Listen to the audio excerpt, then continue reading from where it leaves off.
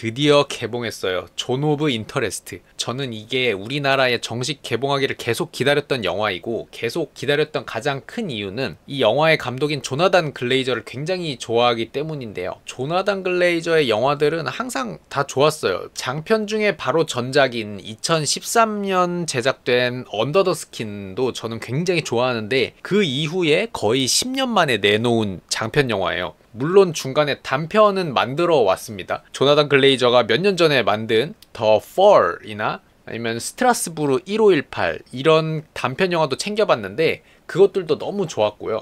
우선 이번에 우리나라 개봉한 존 오브 인터레스트, 언제나 그렇듯이 지극히 개인적인 감상 후기를 한번 말해보려고 하는데요. 이거는 동명의 소설이 원작인데요. 기본적으로 한 가족의 일상을 그냥 보여주는 영화예요. 근데 루돌프 헤스라는 사령관과 그의 아내 그리고 자녀들이 살고 있고, 그리고 이 루돌프 사령관이 어느 날 다른 지역으로 전출을 가야 하는 상황이 오는데, 이 집이라는 공간에 많은 애정을 쏟았고 나름대로 여기에 적응해서 이곳을 떠나기 싫은 아내는 남편만 떠나라고 하고, 자기랑 나머지 가족들은 그냥 이곳에 남겠다고 합니다. 그러다가 결국 다시 남편인 루돌프가 다시 돌아오게 된다는 그런 이야기라고 할 수 있습니다. 그래서 이런 토대만 본다면 지극히 평범한 한 가족의 일상이에요. 하지만 수용소와 벽 하나를 경계로 두고 있는 그런 집에서 살면서 수용소에서 잔인한 학살을 일삼는 쪽에 속해 있는 그런 집단이다라는 것만 빼면요, 그 홀로코스트의 가해자 집단이라는 것만 뺀다면 이제 크게 보통의 가정에서 볼 수 있는, 못 볼 수도 있지만 그래도 볼 수도 있는 그런 큰 그냥 개인 주택에 살면서 남편은 출퇴근해서 집으로 돌아오고 집에서도 막 일생각을 하고 아내는 정원을 열심히 가꾸고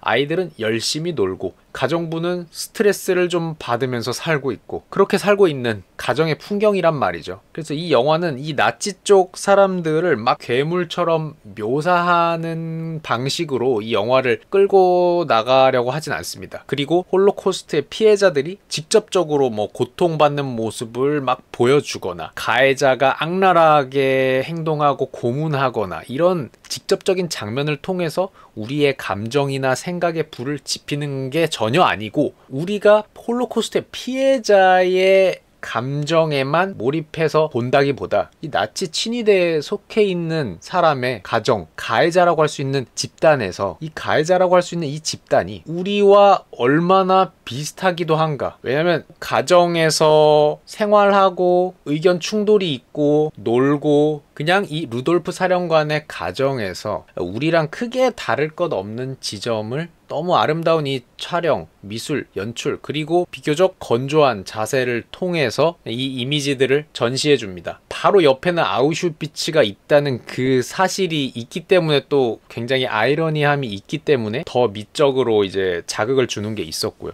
그래서 이 영화에서 이 홀로코스트의 피해자들은 우리 눈앞에 나타나는 순간이 거의 많지 않고 그냥 이 공간에서 공기로서, 그리고 냄새로서, 또는 시커먼 연기로서, 아니면 소리로서, 아니면 그들이 입던 의류나 뭐 신발이나 시커먼 재로서, 아니면 심지어 이 루돌프 아저씨 가족의 정원에서 텃밭에 쓰이는 걸음으로 우리한테 보이기도 하고요. 그렇게 이 홀로코스트의 피해자들은 이 영화에서 직접적으로 안 보이더라도 어느 씬에서나 굉장한 존재감을 가지고 있죠. 꼭 사람의 형상으로 우리 눈앞에 나타나는 게 많지 않더라도 이 영화 전체에서 우리는 느낄 수가 있습니다. 그런 요소들로. 그리고 일단 영화를 시작할 때 오프닝에서 음악에서부터 이 홀로코스트 피해자분들의 이 혼이 퍼져 나가는 그런 음악으로 시작이 되거든요. 처음에 오프닝 때 검은 바탕에서 한 음악이 거의 2, 3분 동안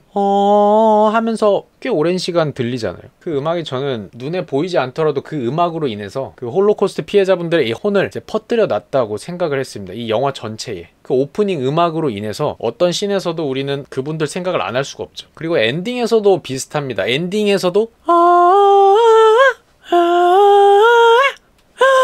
하잖아요. 이 오프닝보다 조금 더 세졌지만 마찬가지로 비명, 울부짖음을 좀 샘플링한 듯한 그런 이 음악을 통해서 이 영화 전반에 혼을 퍼뜨려 놔서 어느 공간에서도 피해자의 존재감을 느낄 수 있었다. 그리고 이 영화에는 클로즈업이 많지 않습니다. 거의 없다고 봐도 되죠. 그래서 배우들의 눈 자체가 자세히 보이지가 않아요. 어느 인물과도 항상 일정한 거리감이 느껴지죠. 가해자든 피해자든. 그리고 인물을 찍을 때 카메라 프레임 안에 사람이 가슴까지만 나오거나 아니면 허리까지만 나오거나 아니면 뭐 무릎까지만 나오거나 이런 것보다 그냥 머리부터 발끝까지 다 잡히는 장면들이 많죠. 그러니까 롱샷으로 풀샷으로 그냥 사람의 인체가 머리부터 발끝까지 다 나오는 경우가 많단 말이에요. 그래서 그런 인물과 우리의 거리, 그리고 우리한테 보이는 그 인물의 크기가 이 영화의 전체적인 이 미장센에도 굉장히 영향을 많이 끼쳤고, 그게 매력적이었고, 그게 또 굉장히 고정된 카메라와도 잘 어울려서 저는 너무 좋았고요. 그리고 이 영화의 음악을 맡은 미카 레비의 음악들, 그리고 사운드 효과들은 정말 말할 필요도 없이 너무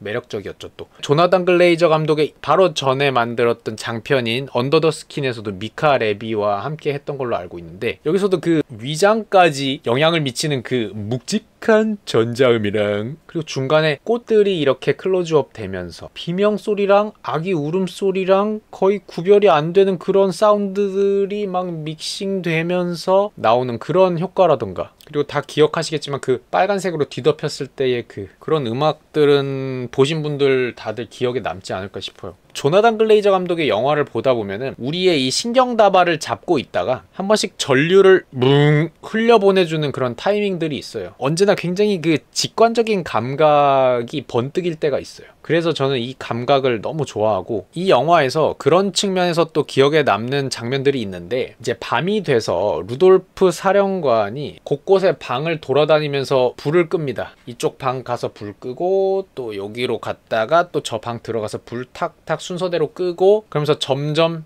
집안이 어두워지죠. 그러면서 공간감도 그때 저절로 생기고요. 어두운 부분과 밝은 부분이 이렇게 같이 있으면은 한 프레임 안에서 이제 공간감이 생긴단 말이에요. 그렇게 계속 루돌프를 따라다니면서 보여주다가 점점점 불을 끄면서 어두워지고, 그러다가 마지막에는 딸이 뭔가 몽유병 비슷하게 애가 잠을 깊게 못 자고 침대가 아닌 밖에서 깝치고 있을 때가 있었잖아요. 그럴 때 이제 루돌프가 이제 그 아이를 이제 데리고 침대로 가면서, 그때부터 이제 엑스레이 장면이 나오죠. 엑스레이처럼 흑백 반전된 그 화면. 저는 그 순서가 굉장히 감각적이고 기억에 남았는데, 그렇게 모든 방에 불을 끄고 거의 마지막 남은 불을 끌 차례였잖아요. 집이 거의 이제 암흑으로 거의 뒤덮였단 말이에요. 그러니까 불을 끄고 어두워지다가 엑스레이 둥 하면서 하는 효과음과 함께 사과 꽂는 장면. 저는 그렇게, 그러니까 불이 꺼지고 하다가 마지막 불 끌 타이밍에 이제 마지막으로 엑스레이 화면 둥 바뀌는 그 순서가 너무 감각적이었다는 거죠.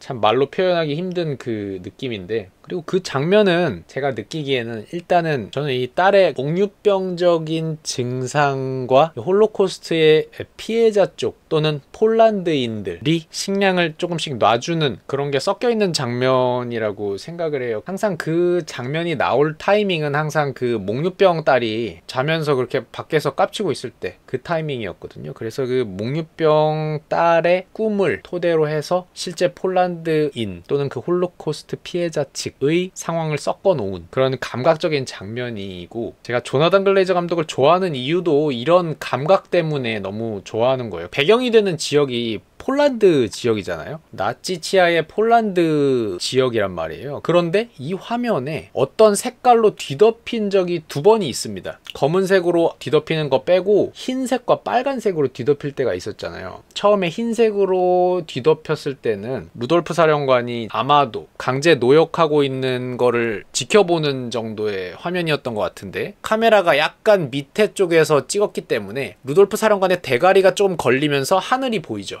허연 하늘, 흐리기 때문에. 그러다가 그 허연 하늘이 우리가 보는 화면을 뒤덮고 온통 화면이 하얀색이 돼요. 그때 하얀색이 나오고, 그리고 빨간색으로 뒤덮일 때는 꽃 나올 때, 그쵸? 꽃이 막 클로즈업 되다가 빨간색 꽃이 나왔을 때 또 이 미카 레비 음악 감독의 이제 사운드 효과 띵 하면서 너무 매력적인 그 깔쌈한 효과가 나오면서 빨간색으로 뒤덮일 때가 있잖아요. 그런데 폴란드 국기가 보면은 흰색과 빨간색이란 말이죠. 그래서 그 뒤덮인 색깔들이 마침 흰색과 빨간색이니까 폴란드 국기를 그렇게 형상화했을 수도 있겠다. 뭐 그런 생각이 좀 들었던 것 같고, 이 영화의 매력을 또 한 단어로 하자면 또 부조리함이죠. 그리고 이 영화뿐만이 아니고 훌륭한 영화들은 항상 부조리함, 뭐 아이러니함이라고 할 수도 있고, 이 부조리함이라는 단어가 우리나라에서는 좀 되게 어떤 사회적인 의미로 많이 쓰여서 좀 정확한 비유가 아닐 수도 있는데, 그것보다 좀 넓은 의미에서,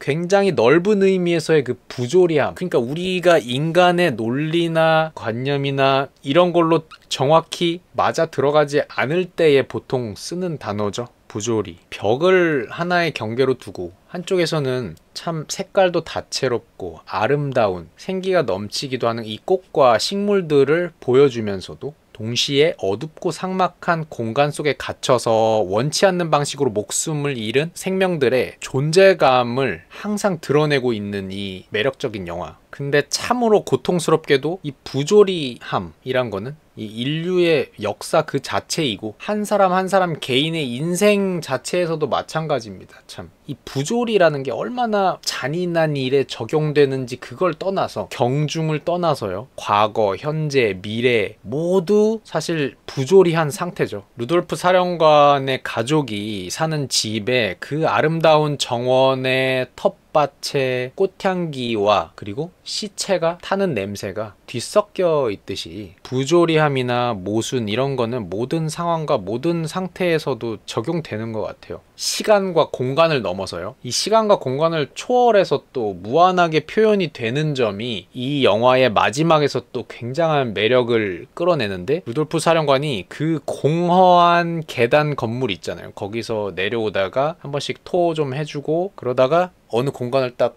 보는데 거기서 어떤 작은 빛이 있고, 그게 사실은 문이었죠. 그게 열리면서 현재의 아우슈비츠 수용소의 풍경, 이제는 박물관처럼 사람들이 와서 있는 그대로 볼 수 있게 해놓은 그 아우슈비츠의 장면들, 그렇게 현재로 넘어가면서 이 시간과 공간을 초월한 감정을 우리한테 좀 얹어주죠. 그 장면이 또 매력적이었던 이유가, 루돌프 사령관이 고뇌를 하는 장면이 굉장히 많이 나오거든요. 영화에 보면은 그 아저씨가 사람들을 가스로 어떻게 죽일지를 겁나게 고민한단 말이에요. 뭐 고뇌를 혼자 뭐 비련의 사나이처럼 아주 고뇌를 하고 있죠. 그 아저씨가 맨날 창문 앞에서 이러고 책상에서 이러고 사람들 내려보면서 이러고, 그 고뇌하는 장면이 계속 나오면서 나중에는 갈수록 조금씩 공허해지고 외로워지는 느낌이 들어요. 그게 연출적으로 촬영적으로 점점 그 루돌프 아저씨 주위에 이 공간이 많아지면서 인물을 제외한 이 공백이 점점 커지면서 공허함과 외로움이 아주 약간씩 섞인단 말이에요, 무의식적으로. 그래서 그 아저씨가 고뇌를 하면서 뭐 당연히 생각한 거는 홀로코스트를 어떻게 할까 그 생각을 했겠지만,